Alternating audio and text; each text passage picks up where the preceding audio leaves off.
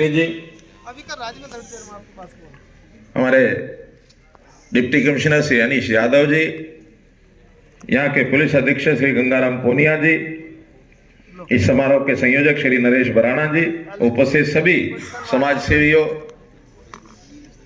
रक्तदान दाताओं, और मुझे बताया गया कि 15 स्टेट से यहाँ जो लोग आए हैं, मैं आप सबका विशेष तौर पर करनाल में आने पर आपका अभिनंदन करता हूं, क्योंकि ये मेरा दायित्व भी है।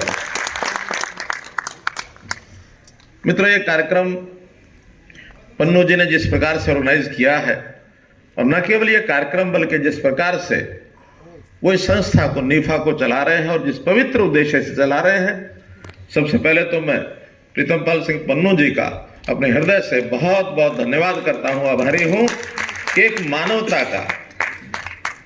मानवता की सच्ची सेवा, पवित्र सेवा, रक्तदान के इस अभियान को पूरे देश भर में इतनी बड़ी मात्रा में चला रहे हैं, ये बहुत बड़ा सराहनीय काम है।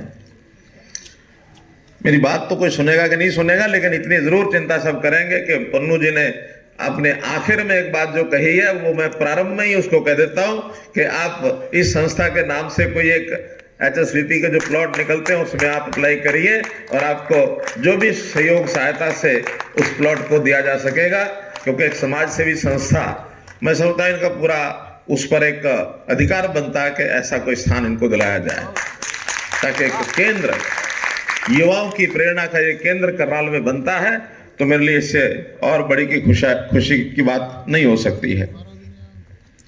मित्रों, हम जो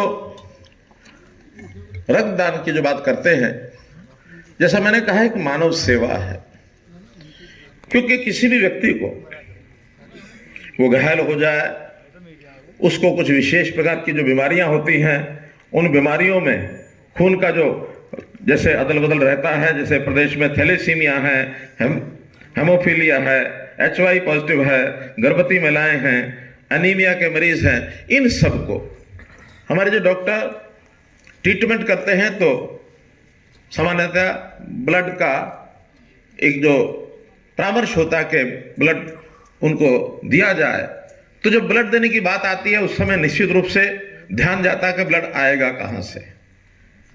तो ये ब्लड देने वाले जो दानदाता हैं, ब्लड दाता हैं, रक्तदाता हैं, इनका जो ब्लड संग्रह करने का एक जो सिस्टम अपने समाज सेवी संस्थाओं के माध्यम से, चाहे रेड क्रॉस के माध्यम से, चाहे ऐसी नीफा जैसी संस्था है, वो करती है। ये देश के अंदर बहुत बड़ी पवित्र एक सेवा है।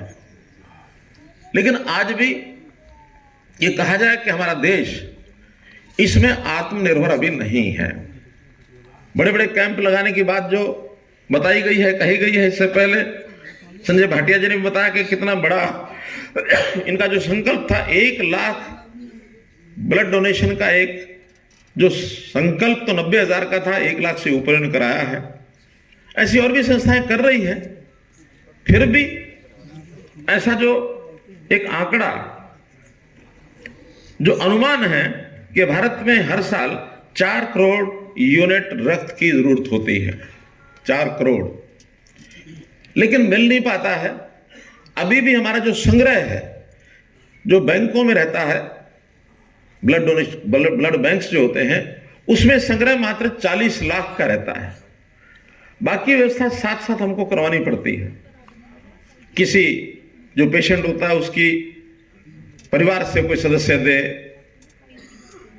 तब जाकर के पूरा होता है। परिवार का सदस्य कई बार दे नहीं पाता है, कभी उसकी मजबूरी होती है। लेकिन हम जो ऐसे युवा हैं जो लगातार ब्लड देने वाले, जिनका एक स्वभाव बना है, उनकी भी मैं सराहना करता हूं। एक एक युवा, अभी मैं यहीं पर एक रक्तदाता मुझे बता रहे थे, मेरा 166वीं बार ये रक्त देने का कार्यक्रम है, 166। हर साल 4 बार रक्त देने का प्रावधान एक स्वस्थ शरीर में ऐसा होता है। 3 महीने बाद रक्त दे सकते हैं।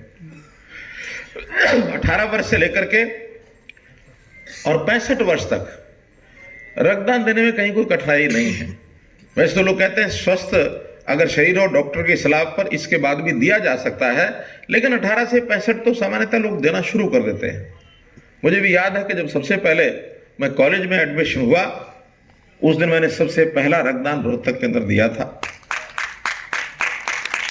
अब ये संयोग की बात है कि बाद में मेरा काम इस प्रकार का लगातार घूमने फिरने का रहा। मैं चाहते हुए भी मुझे जो हमारे बाकी जो साथी वृंद वो सब कहते हैं कि नहीं नहीं आपको नहीं देना है, हम देने वाले बहुत हैं।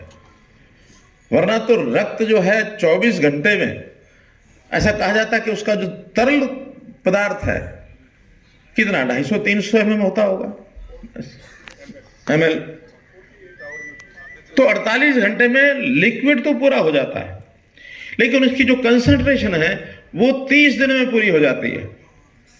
फिर भी 3 महीने का आइडियल टाइम दिया गया है कि कोई भी स्वस्थ व्यक्ति ये रक्तदान कर सकता है।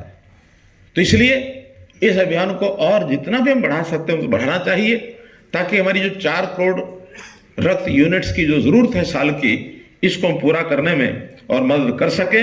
मैं तो इस समय आज जो देश भर से जो लोग आए हैं यहाँ, और एक ये जो सेमिनार करने की बात आप लोगों ने सोची है, इस सेमिनार के समय एक विचार करेंगे कि हम इस अभियान को और कैसे तेज कर सकते हैं। और उसके लिए सरकारें योगदान करती हैं, लेकिन सामाजिक कामों में समाज के लोग जब तक आगे नहीं आएंगे तब तक ये काम पूरा होता नहीं है। और इस काम में हमारे देश के प्रधानमंत्री श्री नरेंद्र मोदी जी, उनकी बहुत स्पष्ट कल्पना है कि ऐसे कामों में जब तक जनता आगे नहीं बढ़ेगी तब तक शायद उसको पूरा करना संभव नहीं होगा। तो उन्होंने उसके लिए स्पेशली मन के उद्गार व्यक्त किए। उनका क्या, सबका साथ सबका विकास। अगर हम सबका साथ रहेगा तो सबका विकास होगा। साथ में उन्होंने कहा कि इस पर विश्वास भी चाहिए, केवल कहने की बात नहीं है, इस पर लोगों को विश्वास करना होगा और फिर यहां तक भी काम नहीं चलेगा। उनका इसके लिए चौथी अंतिम बात क्या बताई, सबका साथ सबका विकास, सबका विश्वास और सबका प्रयास। कोशिश भी करनी पड़ेगी, प्रयत्न भी करने पड़ेंगे। वास्तव में काम करना तो प्रयास, यानी जो सबने प्रयास करना तभी होगा, वरना तो ये उपदेश दूसरों के लिए हो जाएगा। हमें स्वयं को उसका प्रयास करना होगा। तो इस काम में हम आगे बढ़ें, और इसमें मैं पन्नू जी को विश्वास दिलाता हूं कि सरकार की ओर से कभी भी किसी प्रकार का सहयोग की आवश्यकता हो उसको पूरा करेंगे। आज दिन में मेरे बहुत से कार्यक्रम हैं, इसलिए पन्नू जी के आग्रह पर थोड़ा समय निकाल करके मैं यहाँ पहुंचा हूं। बाकी के कार्यक्रम शाम तक आपके इस सेमिनार के चलेंगे। तो मैं आपको सबको शुभकामना देते हुए आपका बहुत बहुत धन्यवाद, बहुत बहुत आभार।